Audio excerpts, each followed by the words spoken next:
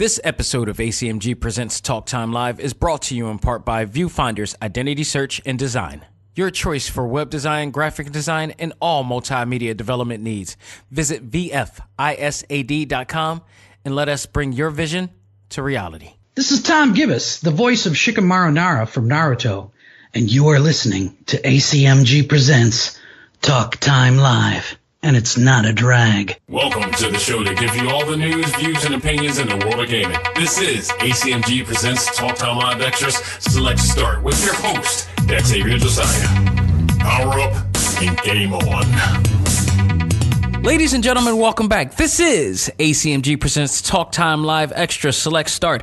I am your host, Xavier Josiah, still off of a major high of last week's epic anticipation of the premiere of Mortal Kombat 11 and, of course, Marvel's Avengers Endgame.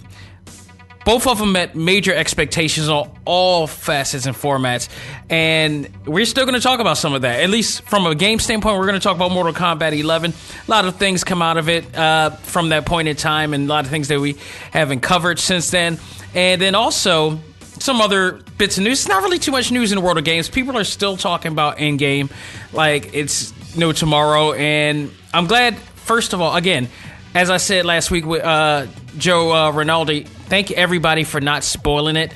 When the time come, you guys came through. There was only a few assholes at a bunch, like a major minor amount of assholes and a bunch. But for the most part, people, respectfully, went in and allowed everybody to enjoy this movie.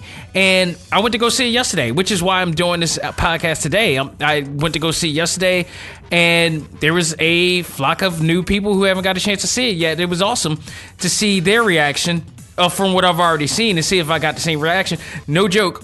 I looked around, and some of the guys were crying during those certain times when they were crying. Got the same emotions. This is an all-out, regardless of what we think 5 years later from now, if we catch all the plot holes, or do we care at this point? The overall part of it, and people looking too deep into plot holes sometimes that are just not there and just looking and just digging and digging and digging. To me, one, they're thirsty for attention.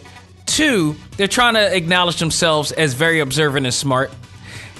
I get it. I'm all for it sometimes, but sometimes you just let things go. Let things flow. And just enjoy what is there. And what is there was just something extremely exciting, extremely celebratory. Nobody, and when it comes to time travel, nobody gets time travel right. Okay, so it's like, there is no, why nobody gets time travel right? Because it hasn't been scientifically proven that it exists, and there's an algorithm and formula to making it work. There's only fictitious hypothesis at best. Other than that, it's just like, it's whatever you make it. If it sounds logic, then go with it. That's why we were able to go with, all of those other movies and TV shows that we saw and watched that does, time traveling. It makes, Mortal Kombat has a time travel element to their storyline. So I don't care. It just, whatever. Some things can be, it can't be too illogical, but if it gets to the point it's like, all right, I can suspend my disbelief of it, then fine. But other than that, just enjoy it for what it is. And majority of people enjoyed that movie. A lot of people enjoyed this game. And it was awesome. Just a very awesome week. Just so much going on last week in the world of our favorite fandom. So let's get into some gaming news. Again, there's not much news to talk about. There's only very little, so this won't be a long episode today.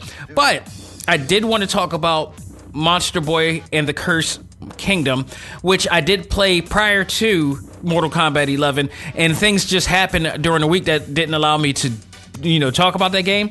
And I just want to bring it up. I'll bring it up this time because, if you want an alternative, if you're a fan of side-scrolling, games, and if you're a fan of the Wonder Boy series, you definitely want to get into this, but we'll talk about that soon enough. But let's talk Mortal Kombat 11. My afterthoughts for it. You know what I thought about it. I reviewed it last week for the Nintendo Switch. I am still playing it hard. It is one of the most enjoyable games that I have played on that system. That's saying a hell of a lot because of the library that I have. I have over possibly now maybe 80 games in my library in this game, and I insanely love this. I played through the story mode 3 times. The Gauntlet is still hard as hell, and I'm really refusing to even play it, especially now that the update came in. Let's talk about that first. The update came in, which was update 1.03, which is the update. For us, is one of the first updates because the Nintendo Switch is getting, I believe, 2, and we were supposed to get our currency that we're owed. We haven't got that yet. Still waiting on that, but we did get the actual important stuff, and that is the patch that kind of nerfs down the difficulty level of the gameplay. So it absolutely does feel a lot more enjoyable to play. I've gotten through a lot of the, towers in Tower of Time, notwithstanding the Gauntlet. That's a whole nother situation. It's insane, and I'm to the point I'm not playing Gauntlet at all. What I want to do, the whole purpose of Gauntlet now is because everybody's fascination for Fire God Liu Kang, myself included. Fire God Liu Kang is one of the baddest looking characters and one of the baddest. This is like Mortal Kombat's version of Goku going Ultra Instinct, and this is Liu Kang going Ultra Instinct in this type of situation. So people are going to gravitate to this character because he's so badass. So in all essence, people want to play him, and I was hoping that they had a separate version of him available. Unfortunately, he is a skin that you get from the Gauntlet in Tower of Time. You have to reach all 30 stages. 30! And that possibly wouldn't be a problem had they not make you go through all types of hell to get it.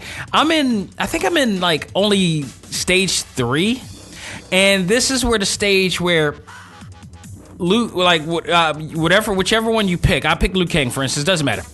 You have to get through. You can beat this stage, but you need to beat it with flawless victory, which sounds like it shouldn't be a problem too if you're really good.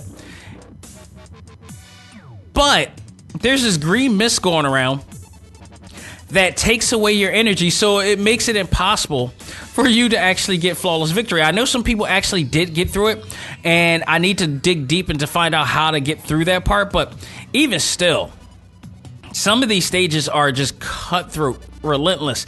Now, there's a lot of other things that I believe that can happen in order for you to get it.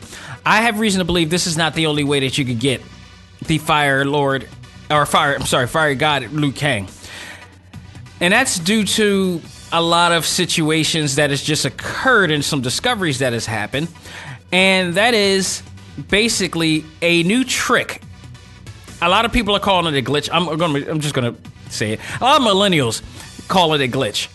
And they think it's a glitch that is occurred in the system that NetherRealm didn't know that it can happen. I call bullshit on this because back in the day, us gamers from back then in the 90s and the 80s, there was something called tips and tricks, and there were some old school things that developers would do, some type of hidden codes or hidden, type of, cheats that allow you to gain access to things earlier or better. Case in point, up, down, left, right, BA, select, start. That right there, no pun intended, is the code, the infamous, many say Contra code, but others say Konami code because they used it for other games, but it was mostly synonymous with the Contra game, where you get 99 lives, and it helped you greatly get through that game because you could not get through that game. Only a rare few can get through Contra with only 3 lives. And if you got a partner with you, no, your partner will try to get you down and get you over and screw you over for your lives. So the 99 lives code was always a great thing. I believe they did the exact same thing here. I think it was intentional. I don't think it was a glitch. People were actually, saying it's a glitch and saying, do it now, as it may not be there when the next patch come up. bullshit. I think NetherRealm purposely put that in here, and mostly because how do you glitch something whereas you hold the button down while you're loading, and all of a sudden you're able to do? No, that was absolutely intentional in my belief. This is an old school type of deal. Back in the day, we used to do this stuff. So I mean, this is not new news. I don't think it's a glitch at all. And furthermore, during the combat cast, if I recall, the guy, developers there pretty much said that the KRYPT has a lot of secrets that you want to follow. So who's to say whoever discovered this, quote unquote, the person or gamer that discovered this leaked it out, and other people leaked it out shortly after. Who's to say that there weren't a plant in there that leaked it out for other people to, check it out? There's so many different marketing methods to do things that I wouldn't put it past it. I wouldn't put it past it all that NetherRealm intentionally did this, and God bless, because at the same time, how ridiculous is it that the original way for you to get the heads, and this is the thing, there's a part in the KRYPT, for those of you who don't know, there's a part in the KRYPT where you, in a shrine, it's like the warrior shrine, and kind of Game of Thronesy, where you have to get the heads to open up these chests, and like the dead heads of each Mortal Kombat character, and put them in a pike, spear, much like I say, AI or EI, EG, Game of Thrones, pretty much. And you open up a chest from doing it. To get these heads, you absolutely have to kill or use a fatality on each character 50 times. Do you know how tedious that is? I absolutely doubt if that is the only way for them to do that. It takes forever and grind to do that. So all of a sudden this leak comes out and you can get it instantly by just holding the button down. Does that not sound weird to anybody else? No, that is a tip and trick that they provided people. I think somebody planted that out on the internet, and people just ran with it, and that's how it works. I can't see us going through that. And with that said, I also believe that there may be a better way to find Fire God Liu Kang, to which I am still trying to discover by going into the KRYPT, because for those of you who played the game and looked at the skin for Fire God Liu Kang, the other ways to do it is a mystery, because there are question marks on all of them. So they're keeping that a mystery right now, and I'm pretty sure down the line when other patches and the new DLC comes in, that they'll start revealing and releasing it. I'm also waiting to see if it's going to release in the shop. So using your time crystals, I'm waiting every day to do it. I'm not using my crystals that I earned for anything else but that, or at least until I actually get that skin. So that's my situation with that. That's my hypothesis with that. I think this was ever so intentional for them to do, and kudos to them for it. And I think there's a lot more secrets out there. I don't think that we're going to have to grind and do everything. Some of it, I think, is them trolling to the point that there's actually an easier way to get these things, and you just got to figure it out. So I'm hanging on to that. I'm going to stick with that. I'm going to constantly do research. Hopefully we can find it. But, kudos to those who, quote unquote, discovered that you can get these heads easily. Now, I also want to point out that when doing this, it's different for each system. The Xbox version, I believe you got to hit the A button. The PlayStation version, you got to hold down. When I say hit, you got to actually hold down the button. When you go in, it's the minute that you go into KRYPT mode, you got to hold down the button and don't let it go until you actually get to that chest. Once you get to the chest that is not open and you want to open the chest, that's when it opens. That's when you release the button. But you don't do it beforehand, because you'll lose the opportunity. You got to get out of that KRYPT mode and go back in again and do it all over again. So, and there's like, I believe 50 of those heads, if I'm right. It's 20. It's like 22 or 23 of those heads that you got to go in and out of the game to do. So it's tedious to do, but way less tedious than it is to do with grinding and farming out 50 fatalities. That's ridiculous. So this is a more lenient version of a actual, have actual tedious work to do, but it'll be worth it. It'll be worth it. So, go out of your way to do that. And it's not only that, this has been reported, according to, shout out to my ACMG member and friend, Ed, who actually mentioned it too. He's like, it's been days since they announced this and they haven't patched up yet. Yeah, it's definitely intentional. I don't see them doing this at all. So, or patching it up at all. It's not meant to be patched. It was intentional. I truly wholeheartedly believe this. So that is that. And any other news, we're going to definitely announce that as time comes. I mean, you still got the DLC characters that has not been announced yet, our first DLC character yet or anything. So we're all waiting for this, and I'm looking very much forward to see that. But again, I did say last week too that if the game would be a lot more playable, then I would give it a better grade. I think at this point, A- is a solid grade upgrade for what I have for this now, because it is, like I said, it's much more enjoyable. I have been able to obtain a lot more skins and gear and consumables since then, and I've enjoyed it a hell of a lot. I absolutely enjoyed it to a point that I'm constantly playing. You know what? I tell you what, too. Here's another part that I want to mention, too, and that's basically the AI aspect of the tower mode, of the Tower of Time mode. Now, there are some towers that are a little bit too challenging per se, especially if you're not like an E-League player or a really good combo player. There's possibly some really challenging stages and some stages that just overpowers you. This is where your AI comes in, and actually I was like, why do I want to use an AI? I want to enjoy this game for myself. I want to be able to get through it. Sometimes the AI absolutely does help, and not only does it help, it is actually quite entertaining to watch. And here's why. The process of watching your AI, think of it in actually like a real combat sport type of thing. And you have your fighter that you're picking out to root for, and there's money on the line for it.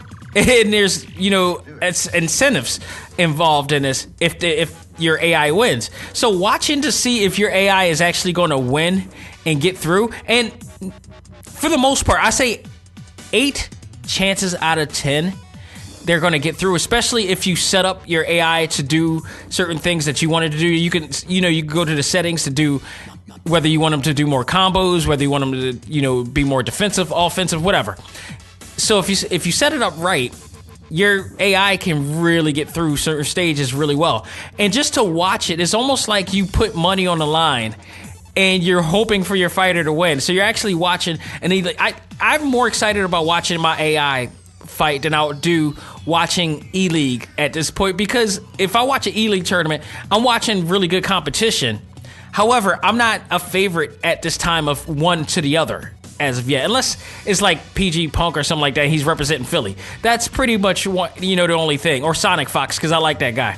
If I'm rooting for them, that's one thing. But other than that, it's like, I like watching the actual fights and rooting, and there's no crappy commentary involved either. So there is some really good positives to using AIs as well. So again, overall, the game is awesome on the Nintendo Switch. It's awesome all over. There's been nothing but great reviews for this game. This is absolutely in the running for Fighting Game of the Year. I don't know what's going to compete with it. I know, like I said before, Samurai Showdown is going to be coming out. I don't know if that's going to be the one that's going to beat this, because every time NetherRealm comes out with a fighting game, whether it be Mortal Kombat or Injustice, it shuts everything down. Their production value, everything that they add onto it is tremendous. So, and this is by far the best Mortal Kombat story to date.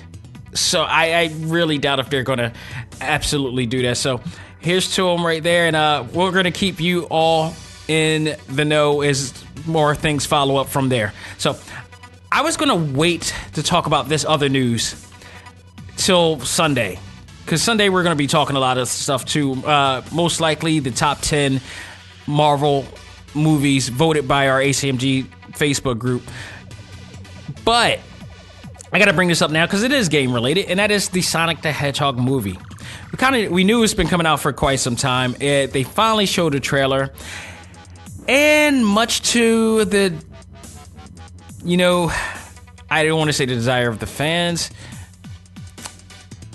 I can say much to the disadvantage of the I don't want to say disadvantage either. I would say, I don't know what's the proper word to say it, but this was not to the liking of those who saw the trailer when it first started. And I'll give credit to my man Michael Burhan. He makes a great point in saying that sometimes you just need to give things a chance. Which is true. Some things you just need to give it a chance, but other times that's a selective saying for certain things. There are other times where I believe that in first impressions, when you see something, you know that it's not going to be to your liking, especially if you're a fan of it. I'll give you a great example: Super Mario Brothers, Smurfs, Masters of the Universe to some extent. Did I say Super Mario Brothers? Yeah, I did. And this, I would say that this is one of the things that to me really took me out, is because one, they brought it into this real world element, and that's when I think things kind of fell through for me. If you're a fan of all those, those movies that I mentioned, you were definitely disappointed by the fact that they didn't give you the essence of what those franchises were about. Super Mario Brothers, when it came out back then, had the opportunity to make it somewhat like what we see from the game. So this is at a time when we didn't have the technology or the CGI. Again, this is the reason why James Cameron never came out with Alita until now, because now he could do it. This is the reason. And they wanted to make a money-grabbing movie. So they came out with Super Mario Brothers, and instead of giving us the Mushroom Kingdom, they gave us this real-world type of environment and place and setting that didn't match up to anything what we were playing, and we wanted to see what came to life in our eyes in a video game. And this is why people appreciate what Marvel has done so much, because they gave us a lot of fanfare of what, and you know what? I'll give credit to DC to some extent too, in some cases, just from the visuals. They gave us a lot of great fanfare because they gave us a lot of what was in the book. Not everything, but still made it their own. But they cared about the fans enough to give us a lot of what we loved about these characters, but didn't give it its own type of identity. Mario was a great failure. Yeah, the one with John Leguizamo and I forgot the other guy. He passed away too. He was the Who Framed Roger Rabbit actor. I think that was, don't quote me, but that might have been his last movie, and God, I hope not. That would be really sad. I think Raul Julia, definitely his last role was in Bison as well. And, I got to throw that in too. Street Fighter was another one, sort of, kind of, because they, instead of trying to give us the fanfare that we asked for, the directors went out of the loop into their own visual direction, which nobody recognizes and nobody cares. We care that you have the ability to create what we loved about the games to life, not your own artistic direction from it. You need to give us a depiction of what we love about the game and bring that to life. That's, to me, is what the job of the director of these type of franchises are. And when Venom came out, and I saw that, they got the CGI right this time, and they got it right a little bit last time. They got the actor right, but the premise was all wrong. The setting was all wrong. There was no Spider-Man in there, stuff like that. The Smurfs with Neil Patrick Harris in there, they brought them into New York. Where the hell was Smurf Village? That's what the settings and place and settings sometimes are a character in their own, and people love that type of area. If you took Winnie the Pooh out of 100 Acre Woods, or we watched the Christopher Robin movie and there was no sight of the 100 Acre Woods, people would be so severely pissed because we never got to see that. The 100 Acre Woods is a part of the character of the story of the whole entire essence of the franchise. that to me is like, you don't do that. And that's what's happening. It looks like it's happening here with Sonic the Hedgehog. They're taking it out of the element of where he came from and bringing it into a real world type of situation. Now, granted, again, to Michael's credit, it possibly could be funny. And the reason being is because of one person who could possibly turn this around. And that, to me, is in fact Jim Carrey, who's playing Dr. Eggman Robotnik, whichever one that they're calling him. And if you guys remember Batman, what was it? What movie was that he was in? It was Batman Forever, or Batman Returns. No, it was Batman Forever actually, and he was the Joker. That movie sucked, but he was the one thing in that movie that everybody was talking about, that everybody loved about the movie. Everybody kept saying the movie sucked, but he was the saving grace of the movie. I think Jim Carrey can absolutely do the same in this case to some extent, but I think, in my opinion, it's going to take a lot more than Jim Carrey to do it. The look of the character in there, of Sonic, was also a major controversy to fans of Sonic. He didn't really look like Sonic to people, and it was, there's going to be some interesting things going on with this. The director actually just spoke out and said, due to the backlash and the negative reaction to it, that there will be some design changes within Sonic. So there's some post-production that's going to be happening now. I don't know how long it's going to take, but this movie's coming out very soon. I don't know how much they're going to do with the character, but even still, regardless, the whole real world element, I know that he kind of did, depending on which game that you played or which version of Sonic that you played, he did interact with actual humans. I don't know if they're basing it on Sonic X or not, which was, it was okay. But I just think that he should have been in his own territory, and maybe he is. This is only the trailer. We didn't see everything about what's going on and how he got into, the planet, whatever this could be. It could be Earth or whatever. But it just, to a lot of people, it just really didn't look pleasing to the eyes. And it's not just because of the character design and the visual design of Sonic itself. So, but I think with people like Jim Carrey, Neil McDonough is in it, X-Men Cyclops, the original Cyclops, James Marsden is in it, and Adam Paley from Happy Endings. I love that show. Wish they never canceled it. It's one of my favorite cancel shows ever. That it has a possibility. But first impressions are a big deal, and that's something that they need to hinder on.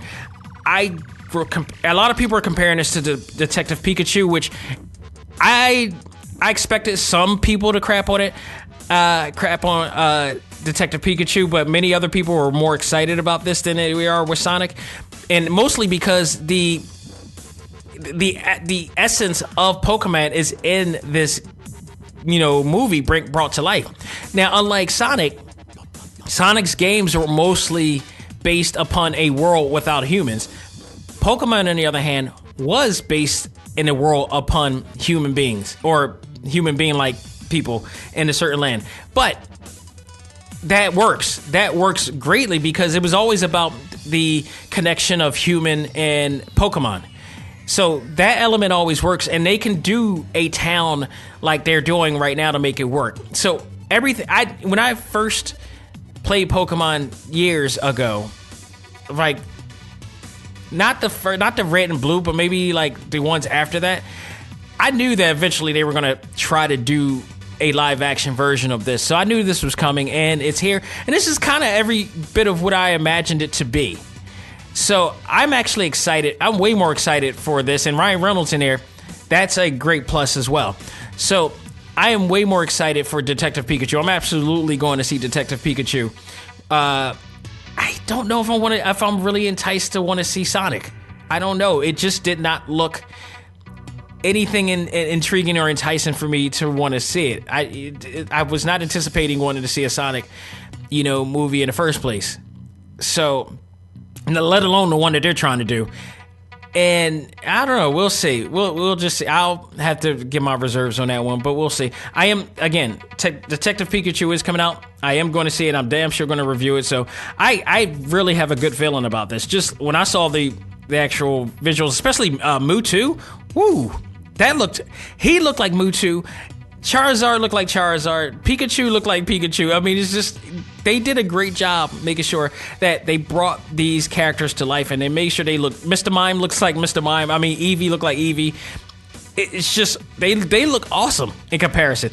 And now I checked out Twitter too, and it's like some people are now saying like, I am very sorry for what I said about Detective Pikachu, but in comparison to Sonic, this looks like an Oscar winner movie in comparison, or to that extent. So we'll have to see. Hopefully we'll see more down the line, and we'll see. My hunch is that it's going to make a subpar box office amount.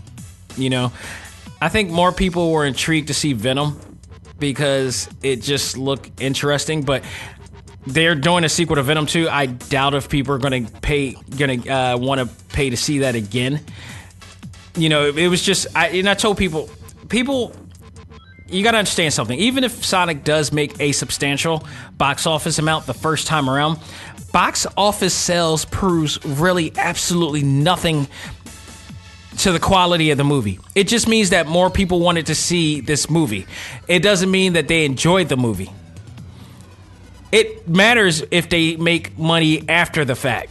Like, Endgame is going to definitely make money after the fact. The second weekend is still going to be made by Endgame. Guaranteed they're still going to roll the second weekend. Guaranteed, because of how much people enjoy this movie and how many times people have seen this movie. I know for a fact that people went to go to see this movie 2 to 3 times. I just went for the second time myself. You know, it's going to happen, but nobody's going to see a Venom. Nobody went to go see Venom twice. Nobody went to go see, you know, all these other movies, Smurfs and Super Mario and all this stuff. Nobody's going to see that twice. They, you know, it's some of them is just DVD worthy, and then others is just like, nah, I'm not even messing with this. I don't think Venom, in my opinion, is going, unless there will be an appearance of Spider-Man in the second Venom, which is not. I don't believe that it's not going to be any way remotely making as much money as it did last time, the first time around. Guaranteed. So we will see, and we will follow up with things as, you know, news comes from there. So last thing I want to talk about is the Nintendo Switch game Monster Boy and the Cursed Kingdom review.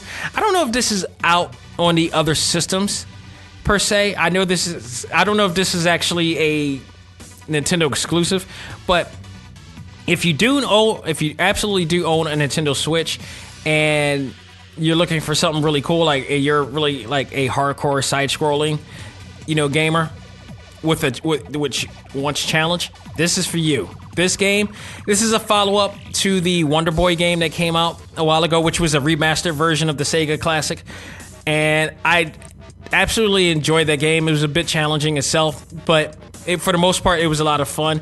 This one is just as fun, just amount of fun, just as challenging, but they stepped up the model designs, the sprite designs and everything. It looks absolutely gorgeous. If you've played, what was it, Shantae Half Genie Hero, which, by the way, Shantae 5 is coming out. I'm very much looking forward to that. Thank you, Way Forward, for that one. Always enjoyed every single Shantae game that they ever came out with.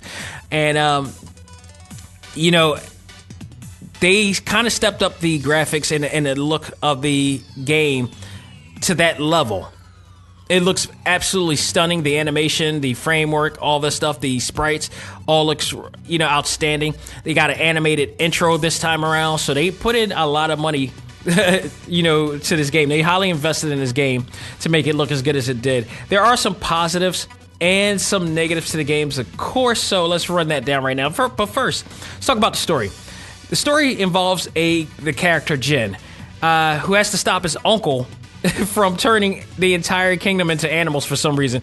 He's just a devious type of dude. Jim himself has been turned into a pig at the beginning and goes out to find the sacred orbs, which gives him control of other animal elements as well. So, you know, there's a case. If you played the last Wonder Boy game, you kind of know what you're looking at, what you're going for. So the Wonder Boy games, they tend to always turn into different animals, but there's always a reason for it. This is a whole new character, a whole new different world story, whatever, of how he becomes. So in this case, he turns into the character by, his uncle, but also finds other magical elements as well to actually turn into these elements. So, if you played it before, there's probably going to be a dragon form. There's going to be a snake form that allows you to, get through smaller areas in the stages.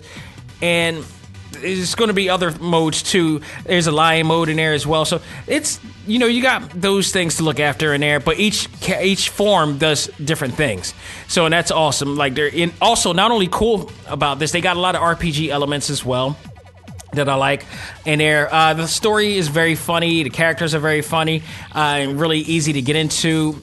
Very, like I said, the smooth frame animation. The RPG elements, though, include different types of boots that'll help you get through wares, different swords, different weapon items, different armor, which is really cool. And when you obtain these items, they do show up on you. There are times where you have these items in certain games and they don't really show up. They just say that you have them, and it helps, strengthen your character's HP or magical elements or whatever. In this case, they absolutely do. If you get new boots, the boots show up on your character, and the armor shows up in your character, and the new sword that you get shows up in your character. I always like that extra effort and detail within games like this, because it really engages you more into the game when you see stuff like that. So I'm always a big fan of side-scrolling RPG action games or adventure games that always does that, because that shows that you really want to put in an extra element to the gameplay. So that's always a great thing to do. Negatives that I have for this game, if anything, I would say it's not a perfect game. I've played other side-scrolling games that were highly more fun to play. In this case, some of the stage design is a little bit unbalanced, in my opinion. There's some parts where, it's really, really hard to get into, or, the distance and the reach are sometimes hard to get into, and you really gotta, it's more of a chore than an enjoyment to get through with some of these stages from there. There are very annoying moments in the game that will stress you out. This is one of those games that if you are a person who is very frustrated in your life, who have a lot of frustrations in your life, this is not a game I would recommend to you, because if you're one of those gamers who actually want to play games for recreational purposes, do not play this game. Because this is not a game for story enjoyment. This is a game for challenge that just happens to have a story in there. And that's a difference. Like, they make you want to earn a story, but you got to go through all hell. And sometimes when you go through all hell, it's not worth the fire that you're being engulfed in. In this case, if you're a gamer who absolutely wants the challenge like this, and is less frustrated with your life or has less stressors in your life, that's the game for you. But if you have stressors or if you have frustrations in your life, don't play this, because you'll wind up throwing your controllers or your Nintendo Switch handheld to a wall. Sometimes. If anything, I would suggest turning the game off, playing another game for a minute or for a few days, come back to this game and try it again, because that's also another method of doing it as well. Sometimes all it takes for you is because you've been playing it for so long and you're just in the zone too much and you just on a second tank of empty.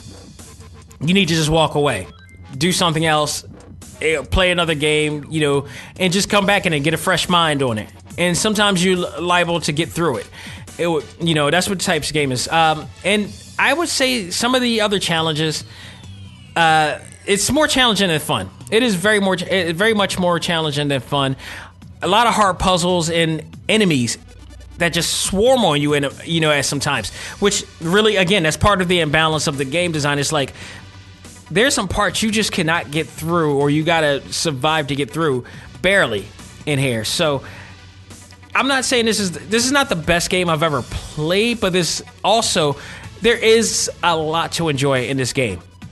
An absolute lot to enjoy for this game, but it's not for everybody. So this is more for the old school retro gaming community that enjoys that type of challenge and, can handle that type of thing. So overall, despite the challenges, it's not everybody's game, but it's not to say that it's not a good game as well, but it's just not for everybody. And it does have its it does have its dilemmas at that. So for that, I give it a grade of a B for that moment. So, ladies and gentlemen, that will do it for this edition of Select Start. Thank you guys so very much for following up on us, and please keep supporting and checking us out. Check us out on TalkTimeLive.com, on iTunes, iHeartRadio, Stitcher, Google Play, Podbean. Check us out all there. Sometime, and even YouTube, if to some extent. That's mostly for the ACMG Nation, or the ACMG Facebook group as well. So, but we're in all different types of platforms that you listen to. So go out of your way, keep the support, and keep us going and keep us growing from there. This week, as I mentioned earlier, we're going to have the aftermath of the Infinity Saga, and we're going to rate the top 10. I'm going to give you my top 10, but I'm also going to give the top 10 list based upon what our ACMG members have voted in. The poll is still up right now, so if you're listening and you haven't chimed in, go into that poll, give your vote. You could do multiple votes of some of your favorite movies that you love, but it all narrows down to who has the most. And I don't need a crystal ball to predict the obvious and who's going to get the top billing for this one, but we're going to talk about that more this Sunday. So stay tuned for that and much, much more. For now, this is Dex Xavier Josiah saying, learn to let go, live life, and love all things anime, comics, movies, and games. This is ACMG Presents Talk Time Live. I am out of here. Take care, and I'll talk to you guys Sunday.